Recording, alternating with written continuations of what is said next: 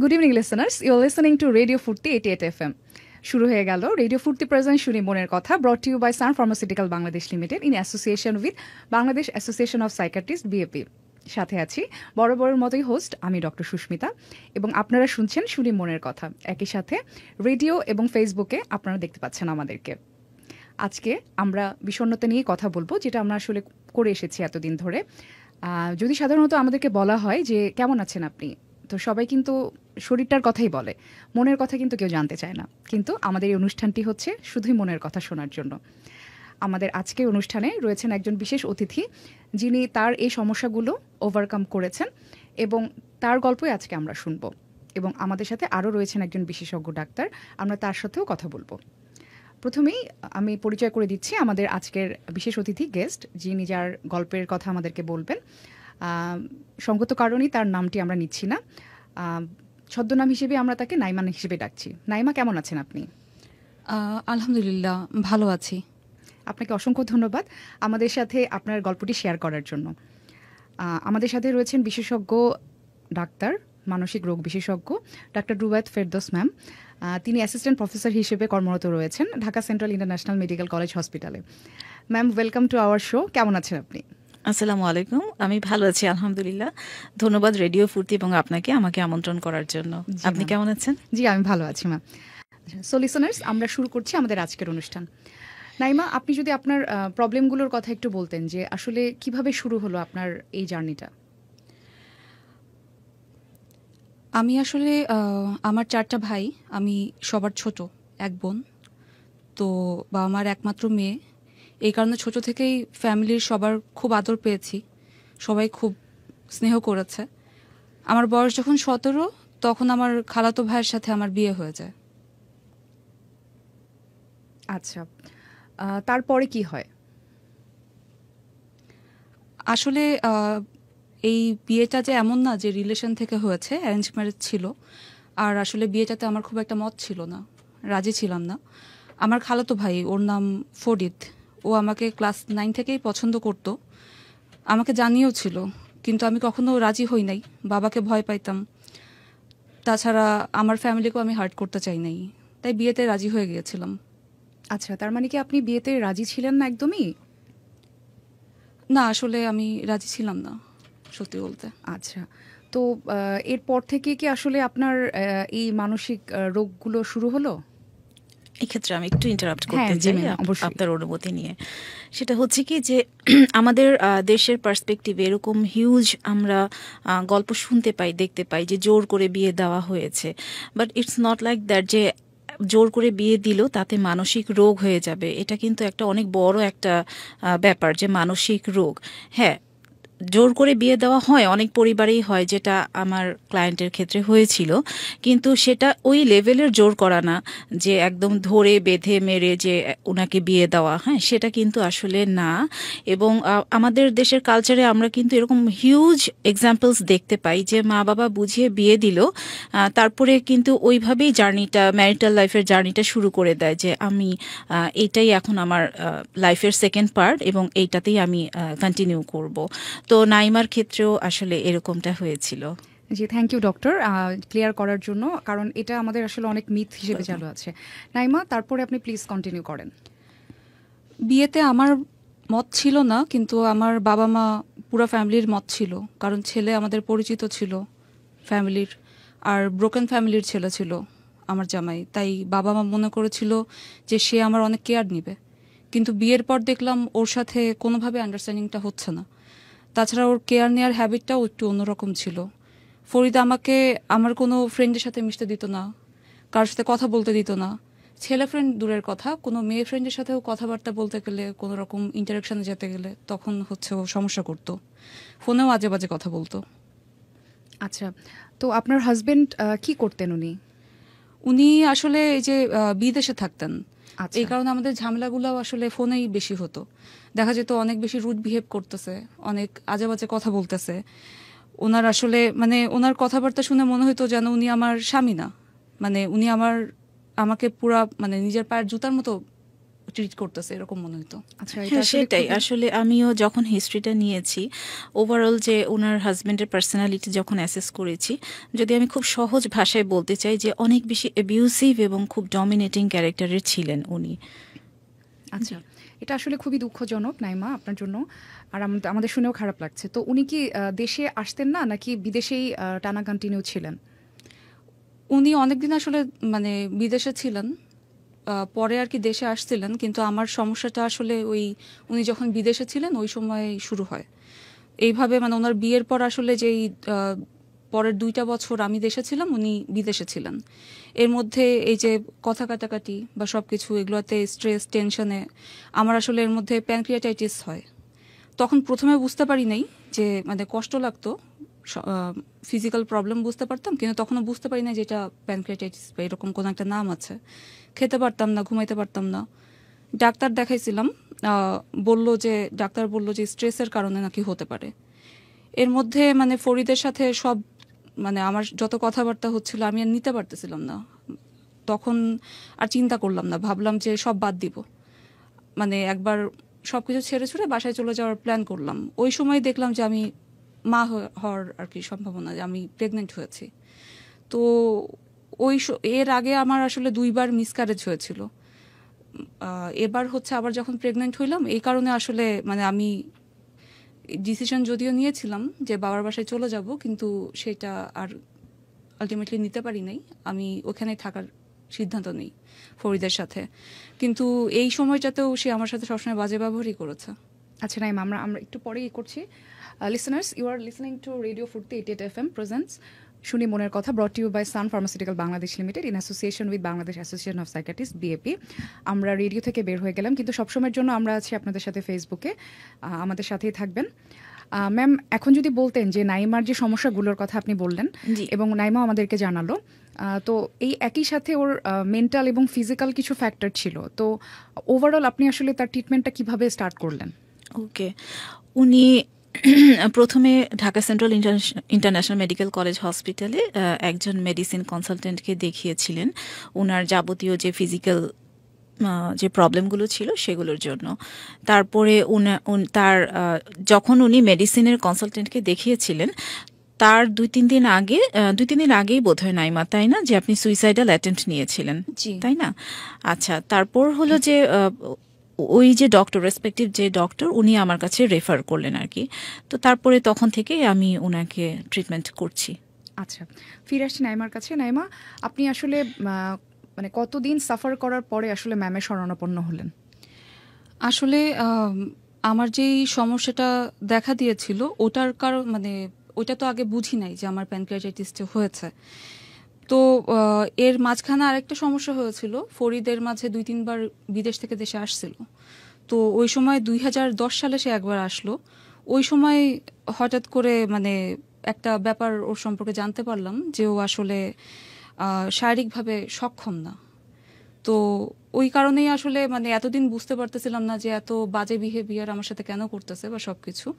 এবার আর কি মানে মনে হলো যে আচ্ছা, এটা একটা কারণ হতে পারে, এই কারণেই হয়তো আমার সাথে এমন ব্যবহার করতেছে। তো তখন আর কি মানে আমি ভাবলাম যে এই সমস্যাটা যদি দূর করা যায় তাইলে হচ্ছে আমার জন্য যে ব্যবহারটা ওটাও আর কি ঠিক হবে। আর তখন আমার ছেলে ছিল, ওই ছেলেটার দিকে তাকায়ও হচ্ছে থেকে গেছিলাম। তো নিজে সিক ছিলাম, তাও হচ্ছে মানে ফরিদকে নিজের জন্য আসলে ডাক্তারের কাছে যাই নাই, প্রথমে ফরিদকে নিয়ে ডাক্তারের কাছে গেছি, যে ডাক্তার দেখাইলাম, যদিও ঠিক হয়, ডাক্তার মেডিসিন দিল।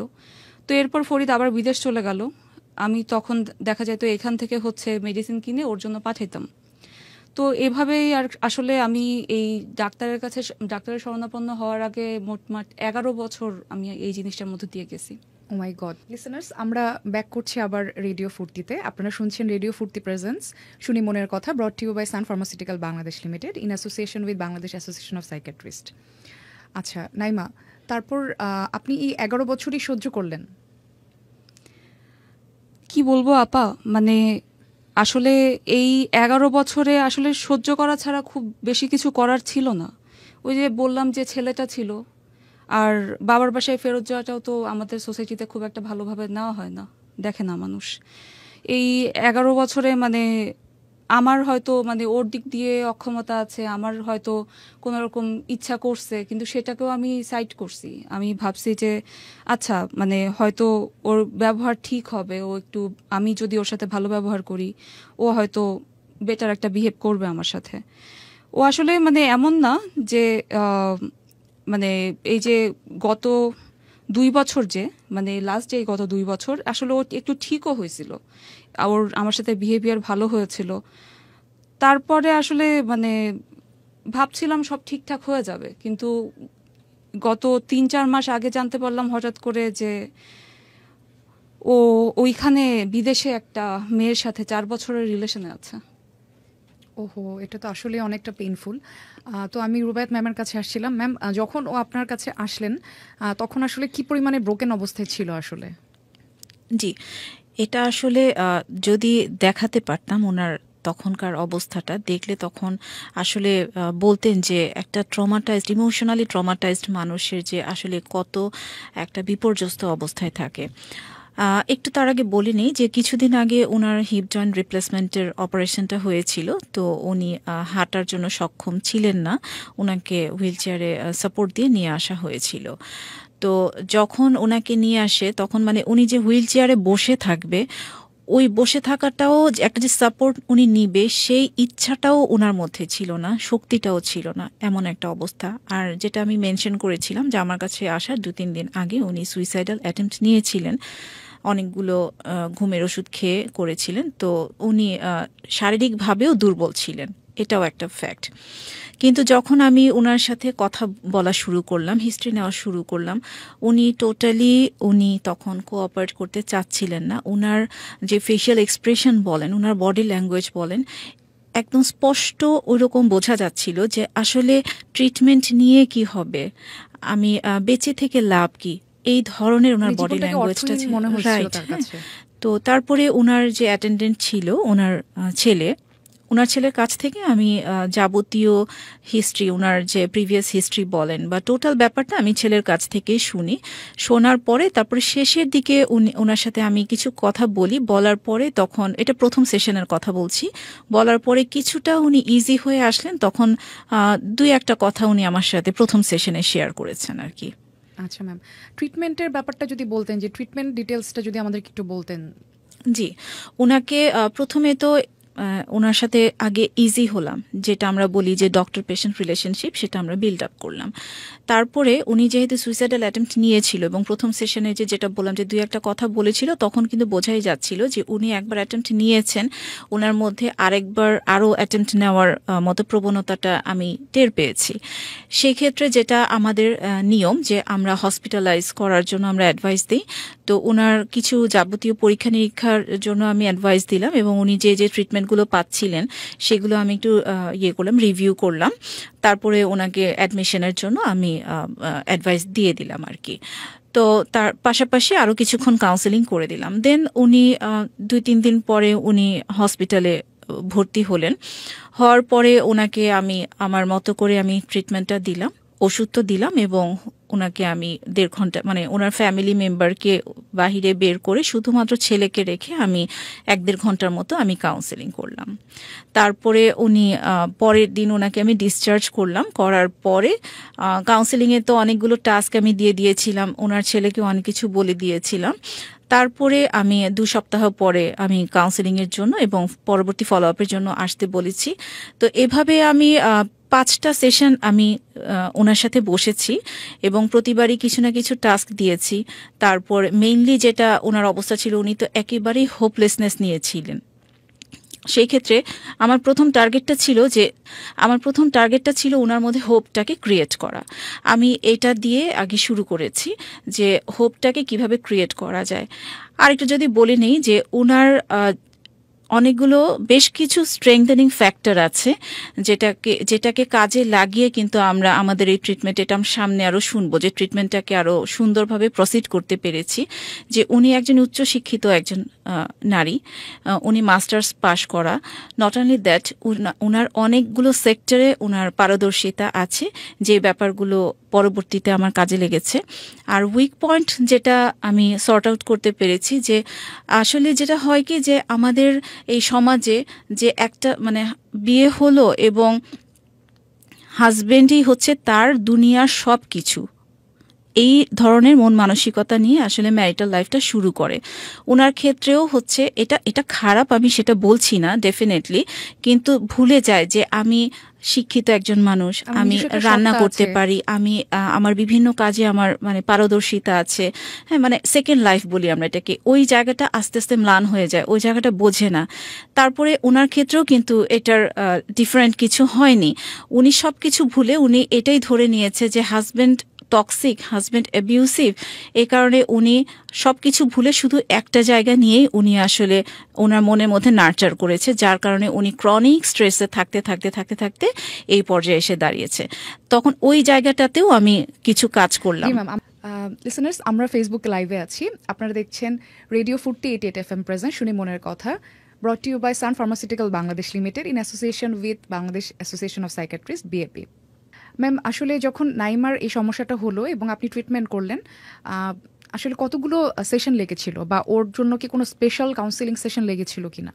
জি, ওনার টোটাল 5টা কাউন্সেলিং এই পর্যন্ত হয়েছে। পাশাপাশি আমি আরেকটা এক্সট্রা সেশন বসেছিলাম লাস্টের দিকে ওনার হাজব্যান্ডের সাথে আমি কমিউনিকেট করার জন্য। ওনার হাজব্যান্ডকে বোঝানোটা অনেক ইম্পর্টেন্ট একটা টাস্ক ছিল আমার জন্য, চ্যালেঞ্জিংও ছিল ব্যাপারটা। তো টোটাল ওনার সাথে 5টা এবং ওনার হাজব্যান্ডের সাথে একটা, টোটাল 6টা সেশন আমি নিয়েছি। আচ্ছা নাইমা, এখন আপনি কেমন আছেন? এখন আমি আসলে সব মিলিয়ে অনেক ভালো আছি।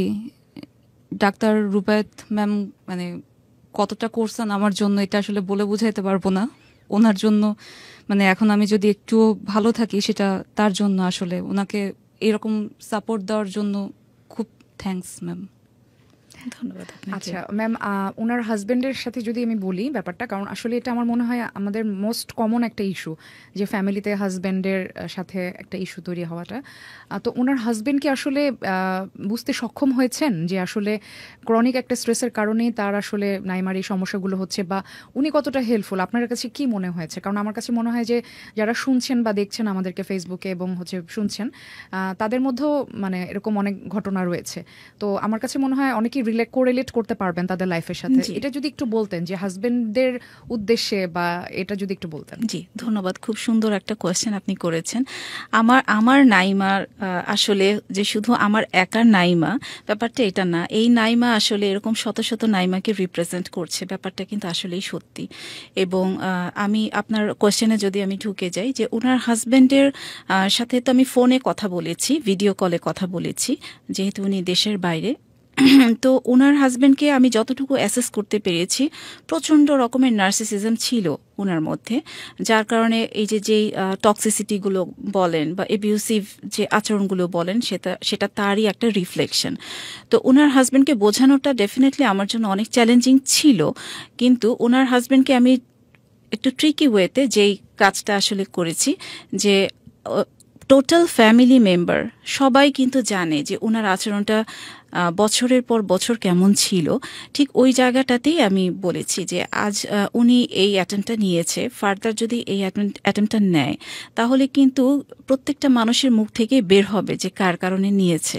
তখন উনি কিন্তু আসলে দেখা গেল যে উনি একটু নড়ে চড়ে বসার মতো একটা ব্যাপার ছিল। Human nature. ইয়েস। তো তাহলে সেইটাকে দিয়ে আসলে আমি স্টার্ট করলাম আমার সেশনটা। তো পরে অনেক কিছুই আসলে কথা হলো, ঘন্টাখানেকের মতো কথা হলো। তো ওনার কথাতে, ওনার বডি ল্যাঙ্গুয়েজে, ফেশিয়াল এক্সপ্রেশন আমার মনে হচ্ছিল যে আসলে উনি আমার কথাগুলো অ্যাকসেপ্ট করছে এবং ব্যাপারগুলো ওনাকে ভাবাচ্ছে যে আসলে চেঞ্জ করার দরকার আছে। হ্যাঁ, আমার এই যে একটা যে পরিণতিতে বা যে পরিস্থিতিতে আসলে সকলে মিলে আমরা এসে দাঁড়িয়েছি, সেটার পেছনে আমার কন্ট্রিবিউশনটাই, আমার আনহেলদি কন্ট্রিবিউশনটাই বেশি। এই জায়গাটাতেও ওনাকে আসলে চোখে আঙ্গুল দিয়ে বোঝানোর মতো করে আসলে বুঝিয়েছি। আমরা তো আসলে ওভাবে মিসবিহেভ করতে পারি না, আমরা অনেক যুক্তি তর্ক দিয়ে অনেকভাবে আসলে সিনারিওগুলো সামনে এনে এনে বুঝিয়েছি। তো আমার কাছে মনে হয়েছে যে উনি বুঝতে পেরেছে। তো পরের সেশনে যখন আমি নাইমার ছেলের সাথেও যখন আমি বসলাম, তখন নাইমাও রিপোর্ট করলো যে না, আচরণে পরিবর্তন এসেছে, এবং এটা আমি মনে করি যে এটা একটা পজিটিভ সিগন্যাল আমাদের জন্য। জি ম্যাম, অসংখ্য ধন্যবাদ। আমার মনে হয় যে আসলে সবাই মানসিক স্বাস্থ্যটাকে যদি শারীরিক স্বাস্থ্যের মতোই গুরুত্ব দিত, তাহলে হয়তো অনেক আগেই হয়তো নাইমার মতো যারা আছেন তারা হয়তো আরো তাড়াতাড়ি, এত বছর আসলে তাদেরকে ভোগা লাগতো না। Welcome back listeners, you are listening to radio 488 FM present শুনি মনের কথা, brought you by Sun pharmaceutical Bangladesh limited in association with Bangladesh association of psychiatrist BAP. আমরা ব্যাক করছি এবার রেডিওতে। নাইমা, আপনি বলুন যে আপনার হাজবেন্ডের সাথে এখন বর্তমানে রিলেশনশিপটা কিরকম? এখন কি আগের চেয়ে একটু আপনাকে বোঝার চেষ্টা করেন? আমি মানে আগে যেরকম উনি রুড বিহেভ করতেন কথায় কথায়, মানে কোনো খুব যে একটা কারণ আছে বা কিছু আছে ওরকম না, সাধারণ কথা জিজ্ঞেস করলেও অনেক চিল্লাচিল্লি শুরু করতেন, নর্মাল জিনিসে অনেক রিয়াক্ট করতেন। এখন হচ্ছে সেইটা অনেক কমছে। মানে আগে মনে হতো যে আমার ছেলের জন্য খালি আমি একলাই আছি, তো ওই জায়গা থেকে মানে এখন মনে হয় যে না, বিদেশে উনি এখনো দেশে আসেন নাই আমার এই ঘটনাটার পরে, কিন্তু তারপরও মনে হয় যে ওখান থেকে হইলেও উনি আছেন। এমনি রেগুলার ভিডিও কলে আপনাদের কথা হয় বা আপনার মানে ধরেন যদি আপনি আপনার মনের কষ্টগুলো শেয়ার করতে চান, আগে যেরকম ভাবে মানে শুনতো না বা রিয়্যাক্ট করতো, অ্যাব্রাপ্ট বার্স্টিং করতো, এখন কি এরকম মানে ওই জিনিসটা কি আগের চেয়ে একটু মানে মানে কিছুটা কমেছে? এখন আপা মনের কষ্ট শেয়ার করার মতো জায়গায় তো এত সহজে হয়তো যাবে না, কিন্তু মানে আগের থেকে অনেক সহজভাবে নিতে পারে। হ্যাঁ, এটা ভেরি গুড। এটাই আসলে আমাদের এবং আসলে এত বছরের একটা ব্যাপার, একটু সময় তো লাগবে। ম্যাম, আপনার কাছে আসছিলাম, যেহেতু ওর ক্ষেত্রে ওর ফ্যামিলি মেম্বার্স এবং সোশ্যাল সাপোর্টের যে ব্যাপারটা, এটা আসলে কীরকম হওয়া উচিত? মানে যেহেতু একবার সে অ্যাটেম্প্ট করেছে এবং ভবিষ্যতে তার অ্যাটেম্প্ট নেওয়ার পসিবিলিটিটা আসলে কতটুকুন, এবং এক্ষেত্রে আসলে কি ধরনের সাবধানতা তার ফ্যামিলি মেম্বার্স, তার আশেপাশের লোকজন বা রিলেটিভসরা হচ্ছে নিতে পারে? Definitely another nice question. সেটা হচ্ছে যে আপনার কোয়েশ্চেনটাকে যদি আমি 2-3টা ভাগে ভাগ করি, আপনার প্রথম কোয়েশ্চেনটা যেটা ছিল কি জানো, যে তার ফ্যামিলি সাপোর্টের কথা, ফ্যামিলি সাপোর্টের কথা, রাইট। এক্ষেত্রে যে আমি যদি শুধু নাইমাকে যদি ফোকাস করি, নাইমার যে সুইসাইডাল অ্যাটেম্পটা নেওয়ার পেছনে ফ্যামিলি মেম্বারের সাপোর্টটা ছিল না বলে ব্যাপারটা কিন্তু আরও বেশি ট্রিগার্ড হয়েছে।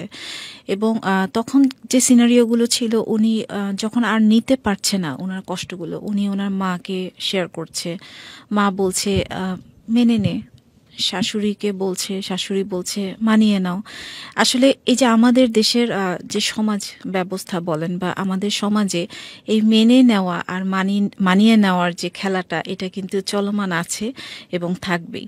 কিন্তু অনেকগুলো মানুষ আসলে বুঝতে পারে না যে মেয়েটার মধ্যেও তো একটা সীমাবদ্ধতা আছে, যে একটা লিমিটেশন আছে, যে কতটুকু পর্যন্ত মানিয়ে নেওয়া আর মেনে নেওয়াটা যায়। তো অনেক মানুষ আছে যে মানিয়ে নিতে পারে, মেনে নিতে পারে, অনেক বছর ধরে পারে, কিন্তু অনেক মানুষ কিন্তু ভালনারেবল হয়ে ওঠে।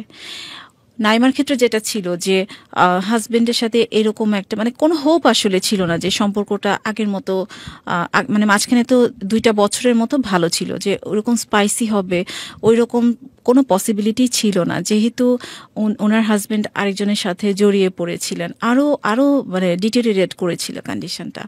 সেই ক্ষেত্রে যদি মা বলেন, শাশুড়ি বলেন, অন্যান্য ফ্যামিলি মেম্বার যদি বলেন এটা কেউ মেনে নাও, তাহলে ব্যাপারটা তো আসলেই নেওয়ার মতো না। তাহলে এই ক্ষেত্রে বোঝা যায় যে ফ্যামিলি মেম্বারের সাপোর্টটা কিন্তু আসলে অনেক বেশি প্রয়োজন। কারণ একটা নারী যে কিনা কিছুই করে না, তার শয়নে স্বপনে জাগরণে তার স্বামী, তার সংসার, এইটুকুই তো তার পৃথিবীটা, তার গণ্ডিটা এতটুকুই। এইটুকুর মধ্যে যদি এত টানাপোড়েন থাকে বছরের পর বছর জুড়ে, তাহলে সেটা উনি কিভাবে বহন করতে পারবে? একটা সার্টেন টাইম পরে উনি কিন্তু ব্রোকেন হয়ে যাবে, এটাই কিন্তু স্বাভাবিক।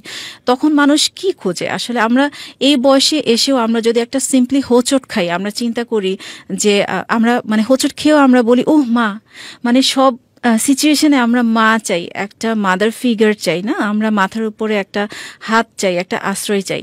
তো যখন দেখে যে না আসলে কোনো আশ্রয় পাচ্ছে না, তখন তো ডেফিনেটলি তার মধ্যে একটা হোপলেসনেস কাজ করবে। এবং যেহেতু ওনার অনেকগুলো রোগ ইতিমধ্যে পেয়ে বসেছে এবং সেটা ক্রনিক ডিজিজেও কিন্তু আরও বেশি ট্রিগার্ড হয়, ওনার সিচুয়েশনটা আসলে ওই রকমই ছিল।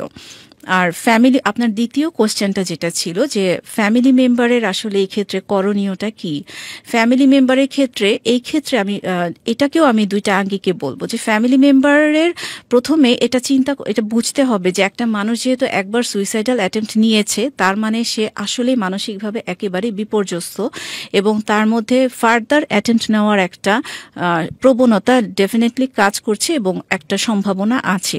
সেই ক্ষেত্রে আমরা আমাদের মতো করে আমরা প্রফেশনালি আমরা কয়েকটা অ্যাডভাইস দিয়ে দিই, যেটা আমি এখন শেয়ার করতে চাচ্ছি, এটা সবার জন্যই কাজে লাগবে। যে যদি দেখেন যে আপনার ফ্যামিলি মেম্বারে কেউ সুইসাইডাল অ্যাটেম্পট নিয়েছে, তখন তাকে যেটা করতে হবে কোনোভাবেই একা রাখা যাবে না, কোনোভাবেই না। অ্যাজ ইফ যে আমরা শুই, আমরা বসি, আমরা হাঁটি, আমাদের সাথে ছায়াটা যেমন আমাদের সঙ্গ ছাড়ে না, ওই মানুষটাকে মানে একটা নির্দিষ্ট সময় পর্যন্ত মানুষটা যতক্ষণ পর্যন্ত স্ট্রঙ্গার না হয়, তার কোপিং স্কিলটা ডেভেলপ না করে, স্ট্রেংথেন না হয়, ততদিন পর্যন্ত মানুষটাকে একা কোনোভাবেই রাখা যাবে না। ছাদে একা যেতে দেওয়া যাবে না, রুমে একা রাখা যাবে না, ইভেন ওয়াশরুমেও একা রাখা যাবে না। যারা অ্যাফোর্ড করতে পারে তাদের ক্ষেত্রে আমরা বলি যে সম্ভব হলে আপনারা মানে ওনার রুমের ফ্যানটাকে খুলে এসি প্রোভাইড করেন, তারপরে রুমের ছিটকিনিটাকে লুজ করে দেন অথবা খুলেই রাখেন, এরকম কিছু আমরা অ্যাডভাইস দিই। তারপরে যত রকমের ওষুধ, একটা ফ্যামিলির মধ্যে কেউ না কেউ অসুস্থ থাকতেই পারে, যে কোনো রকমের ওষুধপত্র বাসায় থাকতেই পারে, আমরা এটাও সাজেস্ট করে দিই যে কোনোভাবেই কোনো প্রকারের ওষুধ রোগীর আশেপাশে থাকবে না, কোনো দড়ি, কোনো লম্বা কাপড় এগুলো সরিয়ে রাখতে বলবো। দিয়াশলাই বলেন, ছুরি কাঁচি ধারালো বস্তু যেগুলো আছে, মোট কথা একটা মানুষ আত্মহত্যা করতে পারে যেই পদ্ধতিগুলো অবলম্বন করে, সেই সমস্ত পদ্ধতিগুলো তার কাছ থেকে দূরে সরিয়ে রাখতে হবে। প্রোটেকটিভ যে মেজারগুলো বলি এগুলো আমরা বলে দিই। সেকেন্ডে আমরা যেরকম বলি যে ফ্যামিলি মেম্বারের যে একটা সাপোর্ট দেওয়াটা, যে তুমি যে অবস্থাতেই আছো আমি তোমার পাশে আছি। একটা মানুষকে সাপোর্ট দেওয়ার জন্য অনেক যে কোটি কোটি টাকা দিতে হবে, বাড়ি দিতে হবে, গাড়ি দিতে হবে, ইটস নট লাইক দ্যাট। একটা মানুষকে যদি পাশে বসে আহারে ওয়ার্ডটাও আমরা বলি, এটাও কিন্তু আসলে মনটা ছুঁয়ে যায় না, মনটা ভরে যায়। তাহলে এই জাতীয় আমরা সিম্পল কিছু ব্যাপার আমরা বলে দেই যে একসাথে খাওয়া দাওয়া করবেন, আপনি জিজ্ঞেস করবেন যে মা তোমার সারাটা দিন কেমন ছিল, তোমার কি ভালো কেটেছে, তোমার কি খারাপ কেটেছে, সেইটাতেও মনে করবে পেশেন্টটা যে হ্যাঁ আমার ফ্যামিলি মেম্বার আমার প্রতি কনসার্ন, আমার ভালো লাগাটা ম্যাটার করে, আমার খারাপ লাগাটা ম্যাটার করে। মোট কথা আমি যে আমার ফ্যামিলির জন্য ইম্পর্টেন্ট একটা মানুষ, সেই ফিলিংটা জাগিয়ে তোলার জন্য এখানে ফ্যামিলি মেম্বারের অনেক বেশি রোল আছে। তৃতীয় যে ব্যাপারটা আমি একটু এটা হাইলাইট করতেই হবে, সেটা হচ্ছে যে নাইমার ছেলের কথাটা। ইউ কান্ট ইম্যাজিন একটা এতটুকু ছেলে, ক্লাস 9-এ পড়ে তার ছেলে, এতটুকু একটা ছেলে এত সুন্দর সাপোর্টিভ হতে পারে মায়ের ব্যাপারে। ও এই যে মায়ের যে একটা ডিজাস্টার গেল, মায়ের যে এত খারাপ একটা কন্ডিশন গেল, এত সুন্দরভাবে সাপোর্ট দিয়েছে, এটা সত্যি প্রশংসার দাবি রাখে। আমি একটু ইন্টারাপ্ট করছি। Sure. Listeners, you are listening to Radio Furti 88 FM present শুনি মনের কথা, brought to you by Sun Pharmaceutical Bangladesh Limited in association of Bangladesh Association of Psychiatrists, BAP. Ma'am continue করতেন যদি। জি, ধন্যবাদ। তো ওনার ছেলে, হ্যাঁ, ওনার সেবা করা থেকে নিয়ে শুরু করে মানে ওইখানেই সে থেমে থাকেনি। মা যখন ঘুমিয়েছে তখন মায়ের পাশে বসে সে পড়াশোনা করেছে, সে পাশে সকালে তার স্কুলে যাওয়ার আগে ওষুধটা পাশে রেখে গিয়েছে, তারপরে মায়ের চুল আঁচড়ে দেওয়া থেকে শুরু করে নিয়ে অনেক মানে যত রকমের সেবা করা আছে সেগুলো তো করেছে। মানে তারপর ওই মানে নিজের সন্তানের কাছ থেকে এটা পাওয়াতে তার মোটামুটি সে অনেক বড়, রাইট, অনেক বড় একটা মানে পজিটিভ ইম্প্যাক্ট পড়েছে। তারপরে ছেলেটাকে আমি আরো কিছু টাস্ক দিয়েছিলাম, সেগুলো তো ছেলেটা মেইনটেইন ডেফিনেটলি করেছে। আমার কাছে ছেলেটা সবচেয়ে যে জিনিসটা ভালো লেগেছে, সে অবসর সময়ে তার মাকে নিয়ে বসে ইউটিউবে মানে বিভিন্ন রকমের যে মোটিভেশনাল স্পিচগুলো যেগুলো আছে বা যেগুলো মাইন্ডফুলনেস মেডিটেশন যেগুলো আছে, মাটাকে বুস্ট আপ করার জন্য, গিয়ার আপ করার জন্য, এরকম অনেক কিছু মাকে নিয়ে বসে দেখেছে। মানে অনেক আসলে ছেলেটা প্রশংসার দাবি রাখে, অনেক হেল্প করেছে। তো এই ক্ষেত্রে এটা আমি এখানে হাইলাইট করলাম এর জন্য যে মাকেই সাপোর্টিভ হতে হবে, বাবাকেই সাপোর্টিভ হতে হবে, হাজবেন্ডকেই হতে হবে তা না, এখানে কিন্তু সন্তানেরও কিন্তু অনেক রোল থাকে। এই যে নাইমার যে একটা অবস্থা ছিল, তার সন্তানকে দিয়েই কিন্তু তাকে আরো বেশি বুস্ট আপ করাটা আমার জন্য ইজি হয়েছে। যে আপনি জীবনটাকে এভাবে কেন নিচ্ছেন যে আপনার হাজবেন্ড আপনার জীবনের সবকিছু, আপনার হাজবেন্ড আপনার জীবনের একটা পার্ট, কিন্তু বড় পার্টটাই আপনি পেয়েছেন আপনার ছেলেকে দিয়ে। তখন কিন্তু ওনার মধ্যে একটা সুন্দর একটা হোপ ক্রিয়েট হয়েছে। জি ma'am, thank you. Welcome back listeners, আপনারা শুনছেন রেডিও ফুর্তি প্রেজেন্ট শুনি মনের কথা, brought you by Sun pharmaceutical Bangladesh limited in association with Bangladesh association of psychiatrist BAP. আমরা আসছিলাম ম্যামের কাছে।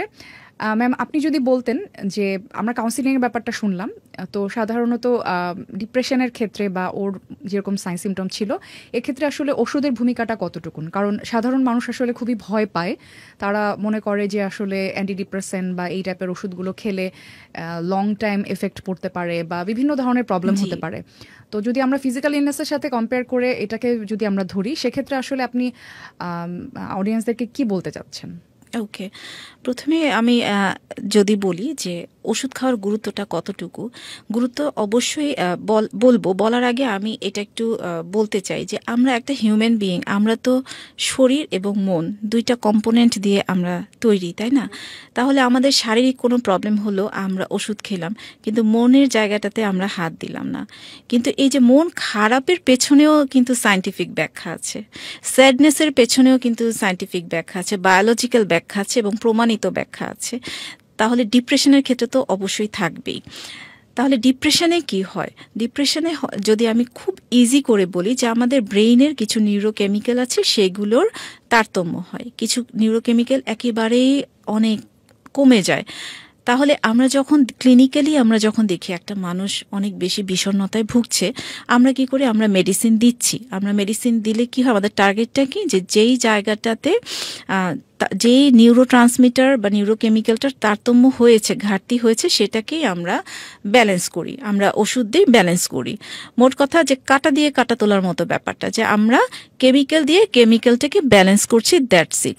কিন্তু এটা টোটালি আনফরচুনেট যে যুগ যুগ ধরে আমাদের দেশে যেটা মানে স্টিগমাটাইজড হয়ে আছে মানুষজন, যে মানসিক ডাক্তারের কাছে মানে গেলে যাওয়া মানেই পাগল, রাইট, এক্স্যাক্টলি, যাওয়া মানেই পাগল, যাওয়া মানেই হচ্ছে আমাদেরকে মেডিসিন দিয়ে দিবে, আমরা পড়ে পড়ে ঘুমাবো, আলটিমেটলি কিছু হবে না।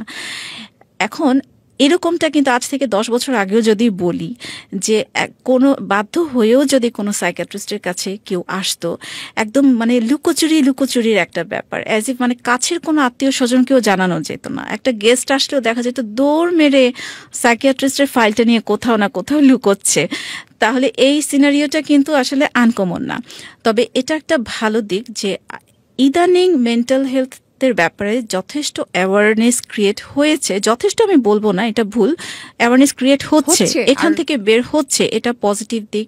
এবং আমার মনে হয় ম্যাম সোশ্যাল অ্যাওয়ারনেসটা আগের চেয়ে কম্পারেটিভলি বেড়েছে, কারণ সোশ্যাল মিডিয়া এসেছে, বাইরের কান্ট্রিতে কি হচ্ছে, ইভেন আমার কাছে মনে হয় যে আমাদের আউটডোরে এরকম অনেক পেশেন্ট আসেন, তারা হচ্ছে বিভিন্ন সিরিজ দেখে আসেন, কিন্তু যে হাউস, তারপর হচ্ছে এরকম অনেক গ্রেজ অ্যানাটমি।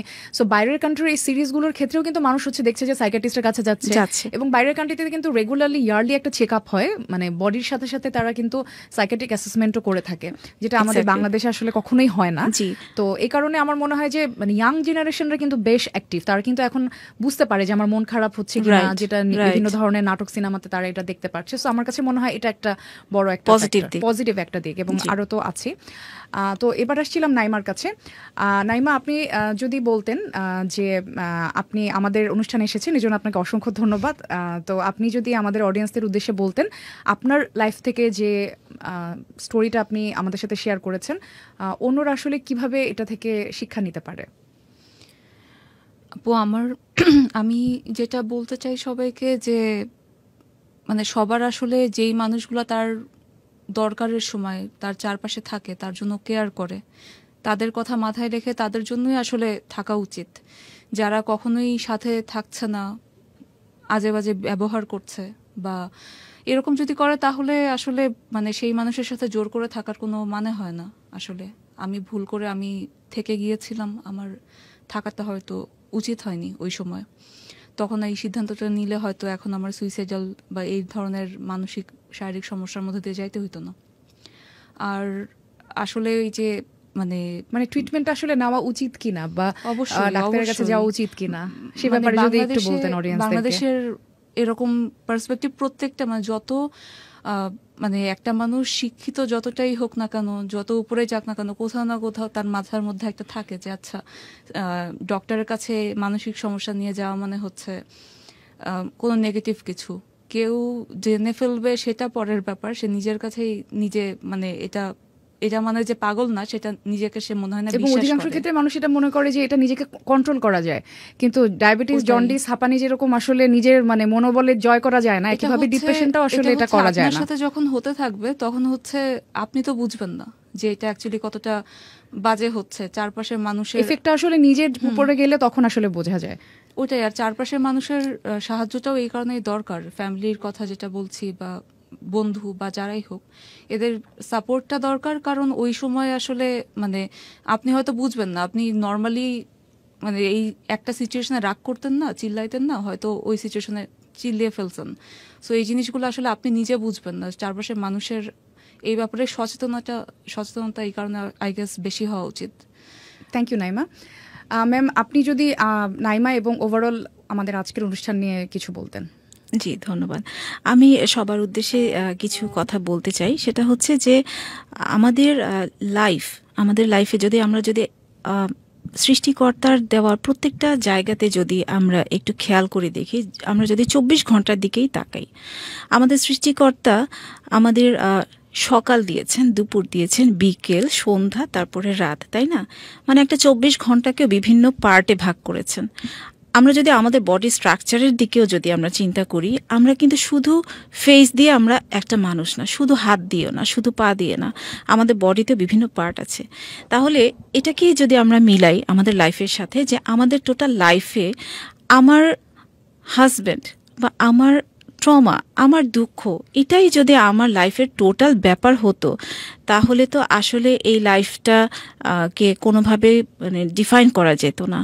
আমাদের লাইফ মানে হচ্ছে আমাদের বিয়ের আগের একটা সময়, একটা জীবন ছিল, আমাদের বিয়ের পরের একটা জীবন, বিয়ের পরে যে হাজবেন্ড মানে আমার লাইফের টোটাল পার্ট, ব্যাপারটা তো এটা না।